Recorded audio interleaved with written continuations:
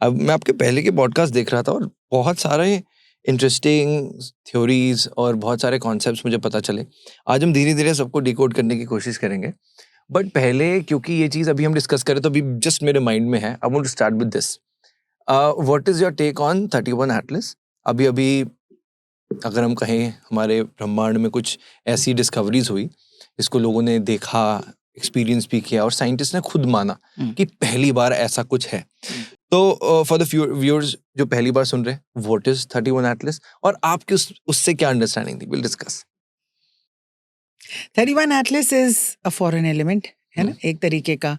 जैसे साइंटिस्ट कह रहे हैं हमने पहले कभी देखा नहीं है, लेकिन मैं ये कहना चाहती हूँ मोर देन अंडरस्टैंडिंग 31 एटलस, हमें ये समझना चाहिए कि जब अर्थ पे कोई फॉरेन चीज आती है तो ये पहली बार नहीं हो रहा। सबसे पहले ये हुआ है एटलांटिस के टाइम पे, और एटलांटिस जिसको हम हिंदुइज्म में सतयुग कहते थे। और सतयुग या एटलांटिस का टाइम ऐसा था जब लोगों में अपर चक्रास की बहुत ज़्यादा अवेयरनेस थी। तो अगर आपको मुझसे बात करनी हो, आपको मेरे पास आना नहीं पड़ेगा। आप अपना थर्ड आई खोल सकते हैं और मेरे थर्ड आई से मैं आपसे बात कर सकती हूँ, जिसको हम टेलीपैथी कहते हैं। हाँ, अब हम उसको टेलीपैथी कहते हैं because it seems like intuition की एक ब्रिज है। लेकिन तब जैसे हम मोबाइल पे बात करते हैं वैसे ही लोग बात कर सकते थे। जैसे अगर मैं बैठा हूँ हाँ, और आप बैठे हैं। आप मेडिटेशन में बैठे हैं, मैं भी मेडिटेशन में बैठी हूँ, और बहुत डीप मेडिटेशन में नहीं, because it was a state of being. तब ऐसा ही थे लोग। तो अगर मैं बैठी हूँ और मैंने अपनी आंख बंद करी और मैंने इंटेंट डाली कि मुझे राघव से बात करनी है, और आपने इंटेंट डाली कि ठीक है, आई एक्सेप्ट दिस कॉल, जैसे हम अपने फोन पे कॉल्स लेते हैं, और मैं आपसे बात करूंगी और आप मुझे वापस जवाब देंगे, और जैसे हम बात कर रहे हैं साइलेंस में हम वैसे बात करेंगे थ्रू द कॉस्मिक एयरवेव्स। तो उस टाइम पे जो अर्थ के लोग थे, जो एटलांटिस सिविलाइजेशन थी, उसमें जो लोअर चक्रास थे हमारे, वो बिल्कुल डॉर्मेंट थे। इसका मतलब ना हमें सेक्स की नीड थी, ना प्रोक्रिएशन की, ना बच्चों की, ना बहुत भूख की, बिकॉज नीचे के तीनों चक्रास इमोशनल फ्रीक्वेंसी स्केल पे लोअर इमोशंस को दिखाते हैं। तो आपके लोअर इमोशंस कैसे होते हैं? जैसे प्राइड, एंगर, जेलेसी, ग्रीड, जो आज कलेक्टिव कॉन्शियसनेस में चल रहा है। तब भी अर्थ का इन्वेजन हुआ था। तब भी मार्शियंस ने, जो मार्स प्लैनेट है, अपने टेक्नोलॉजी भेजी थी। तब भी उन्होंने अर्थ को स्टडी किया था, बिकॉज वो बहुत फैसिनेट होते थे, क्योंकि हम एक हाईएस्ट लेवल ऑफ आर्ट के एक्सप्रेशन पे थे।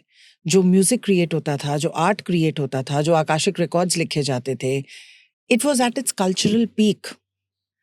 तो ऐसे टाइम पर बाकियों को काफी जेलेसी भी थी और क्वेश्चन मार्क भी था कि ये सिविलाइजेशन इतनी आगे कैसे है।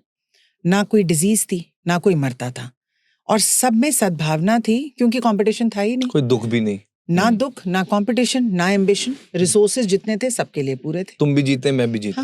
Beautiful, it's a beautiful space. इसको हम सिर्फ इमेजिन ही कर सकते हैं।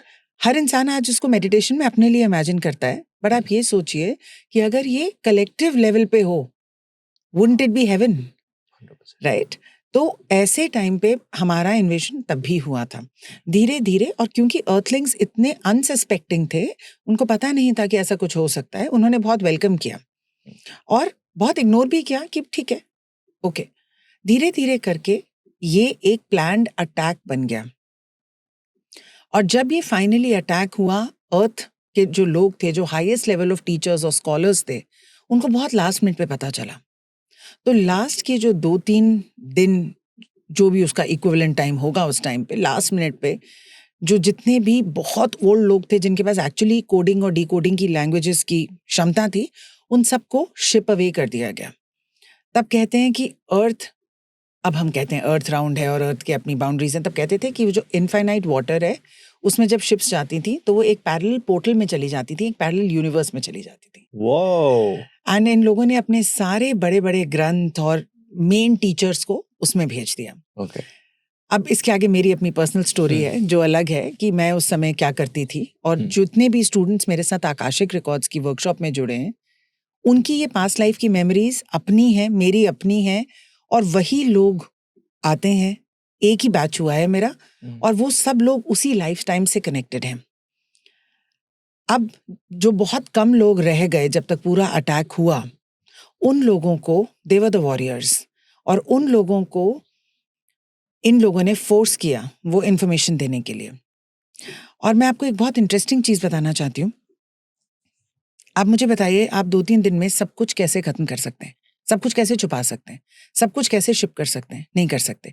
तो बहुत सारी चीजें अब नहीं हिला सकते, जैसे कि पिरामिड्स। बहुत सारी चीजें नहीं हिला सकते, जैसे कि कोई टेम्पल। तो उन्होंने क्या किया, उसके अराउंड एक इनविजिबल लेयर लगा दी, हिडन इन प्लेन साइट, मतलब दिख रहा है पर नहीं दिख रहा है। आपको पता है आज भी बहुत सारे शक्तिपीठ हैं जिनको लोग एक नॉर्मल टेम्पल समझते हैं, लेकिन उसके अराउंड एक ऐसी फील्ड है जिसको बहुत कम लोग इंटरप्रेट कर पाते हैं। इसीलिए बहुत लोग जब माँ कामाख्या के टेम्पल में जाते हैं, और मेरे ही पॉडकास्ट को देख के पता नहीं कितने लोग गए हैं, वो वहाँ पे बहुत अच्छे एक्सपीरियंसेस लेके आते हैं। और कई लोग कहते हैं हम गए थे, हम वापस आए, हमें बहुत अच्छा लगा, लेकिन मैम कुछ हिला नहीं, क्योंकि बहुत सारी चीजें एक अद्भुत शक्ति से सराउंडेड हैं। उस फील्ड को पार कर पाना हर एक के लिए नहीं है। तो coming back to the Atlantean life time, बहुत सारी चीजों को उन्होंने ऐसे बांध दिया, बहुत सारे टेम्पल्स को बांध दिया, जो आपको नॉर्मल बिल्डिंग लगेगी, लेकिन उसके अंदर सीक्रेट टनल्स हैं, सीक्रेट गुफाएं हैं, राइट। तो ये जब किया गया और फिर इन लोगों को टॉर्चर किया गया, जो लोग रह गए थे, मीटिंग भी हुई, बच्चे भी पैदा हुए, लेकिन इन लोगों ने अपना गिव अप नहीं किया कि हम नहीं बताएंगे। इनके डीएनए को लॉक कर दिया गया। Their DNA was locked at the third level. Second level होता है एनिमल्स का। तभी ये टर्म आता है don't behave like an animal. इसका मतलब क्या, कि आपका इतना इंटेलिजेंस जो 144th स्ट्रैंड पे था, उसको 3rd स्ट्रैंड पे आप लेके आ गए, बिल्कुल एनिमल जैसा आपने एक इंसान को बना दिया। इसका मतलब क्या होता है? और एनिमल्स बहुत ब्यूटीफुल होते हैं, लेकिन इसका मतलब क्या है? इसका मतलब ये है कि अगर आपके पास इतना ग्लास है तो इतना ही पानी भरेगा। एनिमल जितनी नॉलेज ही हमें मिलेगी, उससे थोड़ी सी ज्यादा। इसीलिए आज की डेट में आप जितने मर्जी एफर्मेशंस कर लो, जितनी मर्जी साधनाएं कर लो, जब आपका कंटेनर ही इतना है तो उसके अंदर कितना ही भरेगा, और उससे ज्यादा भरेगा तो छलक जाएगा। That is why DNA expansion is a real thing in spiritual evolution. आप जब तक अपना डीएनए एक्सपैंड नहीं करेंगे, और ये मेडिटेशन से नहीं होता है, तब तक आपकी क्षमता उस लाइट को लेने की नहीं बढ़ेगी। तो हमारा डीएनए लॉक क्यों हुआ? इसलिए हुआ। तो मैं इस बात को नहीं मानती कि जो चीज आपके पास बाहर से आ रही है जरूरी ही नहीं है कि आपके फेवर में होगी। सो इन अ वे आप ये कह रहे हैं, ये जो 31 एटलस है, ये जो फॉरेन एलिमेंट हमें दिख रहा है, जो कॉमेट है, वो एक तरह से अर्थ पर अटैक हो सकता है, जैसे आपने हो इसको सकता है, किया। हो सकता है, पोटेंशियली इससे आगे क्या कोई न्यू अर्थ फॉर्म हो सकती है? हो सकती है। न्यू अर्थ फॉर्म नहीं होगी राघव, न्यू अर्थ है।